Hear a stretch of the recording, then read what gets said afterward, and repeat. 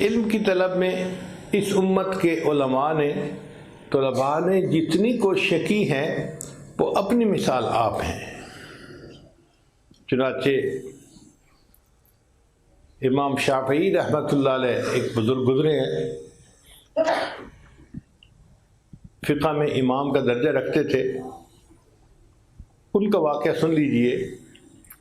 وہ بچپن میں یتیم ہو گئے تھے اور والدہ کے پاس اتنے پیسے نہیں تھے کہ والدہ ان کو کاغذ لے کے دیتی کہ وہ اپنے نوٹس لکھ لیتے۔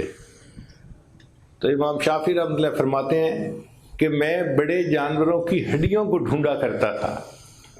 اونٹ اور گائے یہ بڑے جانور ہیں، تو ان کی ہڈیاں بھی بڑی بڑی ہوتی ہے۔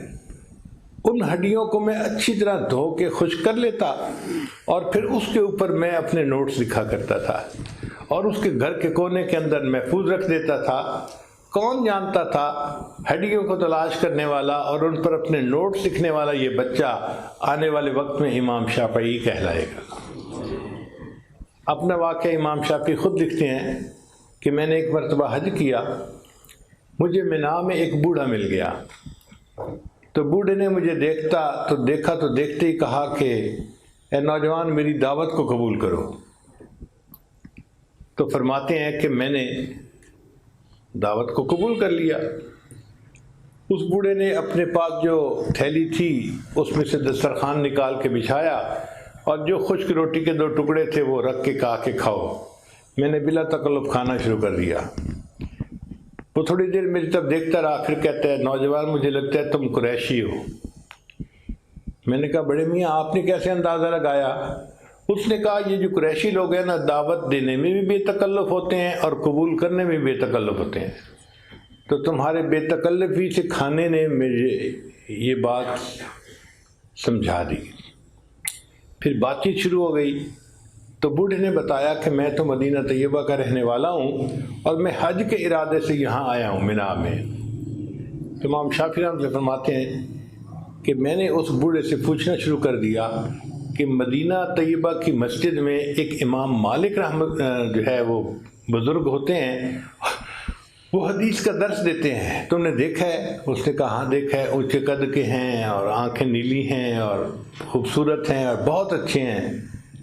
تو جب میں نے ان سے ذرا امام مالک کے بارے میں کئی سوال پوچھے تو بڑے میاں نے کہا کہ مجھے لگتا ہے کہ تمہیں امام مالک سے ملنے کا شوق ہے۔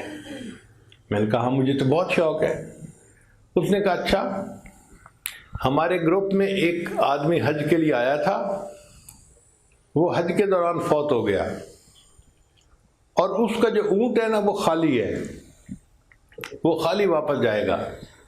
تو اگر آپ کہو تو میں اس کے جو باقی عزیز ہیں ان سے اجازت لے کے آپ کو ساتھ لے چلتے ہیں، آپ کو اونٹ مل جائے گا اور ہمارے ساتھ آپ مدینہ پہنچ جائیں گے۔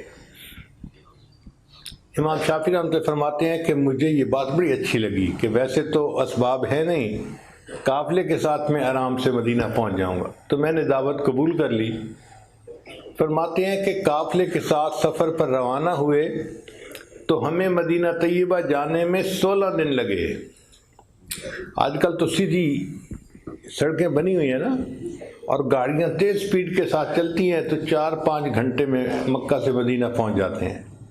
اس زمانے میں جب جانوروں پہ سفر کرنا ہوتا تھا تو سڑکیں نہیں ہوتی تھیں، پہاڑ آتا تھا، ایک طرف سے چڑھتے تھے دوسری طرف سے اترتے تھے، سفر طے نہیں ہوتا تھا مگر مشقت بہت ہوتی تھی۔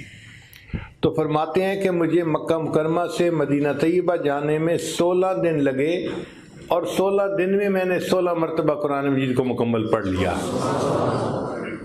یہ طلباء تھے، سفر کی مشقتوں کے ساتھ ساتھ ہر روز ایک قرآن مجید پورا مکمل تلاوت فرمایا کرتے تھے۔ فرماتے ہیں کہ جب مسجد نبی میں پہنچے تو جماعت ہو رہی تھی، تو میں نے جماعت کے ساتھ شرکت کر لی۔ جب نماز کا سلام پھیرا، لوگ اپنے گھروں کو چلے گئے تو میں نے دیکھا کہ ایک آدمی اونچے قد کا ہے اور وہ ایک جگہ پر بیٹھ گیا اور اس نے قال قال رسول اللہ صلی اللہ علیہ وسلم پڑھنا شروع کر دیا۔ لوگ اس کے گرد مجمع بنا کر بیٹھ کے، میں نے اپنے دل میں سمجھ لیا کہ یہ امام مالک ہوں گے۔ چنانچہ میں بھی ان طلباء کے ساتھ آ کر بیٹھ گیا۔ ان دنوں امام مالک رحمۃ اللہ احادیث کی املا کرواتے تھے۔ املا کہتے ہیں کہ استاد حدیث پڑھتا ہے، سناتا ہے اور شاگرد اس کو سن کے لکھ لیتے ہیں۔ تو سب طلباء حدیث لکھ رہے تھے۔ امام شافعی رحمۃ اللہ فرماتے ہیں کہ دل میں میرے حسرت پیدا ہوئی، کاش میرے پاس کاغذ قلم ہوتا تو میں بھی حدیث مبارکہ کی املا کرنے کی سعادت حاصل کر لیتا، لیکن میرے پاس تو کچھ بھی نہیں تھا۔ میں بیٹھ کے حدیث کو سنتا رہا۔ اچانک میں نے دیکھا کہ میرے سامنے صف کے اوپر ایک تنکا پڑا ہوا تھا۔ میں نے اس تنکے کو اٹھا لیا اور اپنے تصور میں نے یہ سوچا کہ یہ میری قلم ہے، اور اپنے ہاتھ کو میں نے یوں بنایا کہ جیسے یہ کتاب کا صفحہ ہوتا ہے، اور تنکے سے اس ہتھیلی پر لکھنا شروع کر دیا تاکہ مجھے طلباء کے ساتھ تشبہ حاصل ہو جائے۔ فرماتے ہیں کہ میں حدیث سے سنتا رہا اور اپنی ہتھیلی پہ لکھتا رہا۔ مجلس برخاست ہوئی، اگلی نماز کا وقت تھا، لوگ وضو کے لیے چلے گئے۔ میرا وضو تھا، میں وہیں بیٹھا رہا۔ جب امام مالک رحمۃ اللہ نے دیکھا کہ میں وہیں بیٹھا ہوں تو انہوں نے اشارے سے مجھے اپنے پاس بلایا۔ میں حاضر خدمت ہو گیا۔ تو امام مالک رحمۃ اللہ نے پوچھا، نوجوان تم کیا کر رہے تھے؟ میں نے عرض کیا، حضرت آپ حدیث سنا رہے تھے اور میں بیٹھ کے ہتھیلی پہ لکھ رہا تھا۔ امام مالک رحمۃ اللہ نے فرمایا، ہتھیلی دکھاؤ۔ اور جب ہتھیلی دکھائی تو اس پر تو کچھ نہیں لکھا ہوا تھا۔ تو امام مالک رحمۃ اللہ نے فرمایا کہ یہ تو ٹھیک نہیں ہے، یہ تو حدیث کے ادب کے خلاف ہے، تم یہ کیا کر رہے تھے؟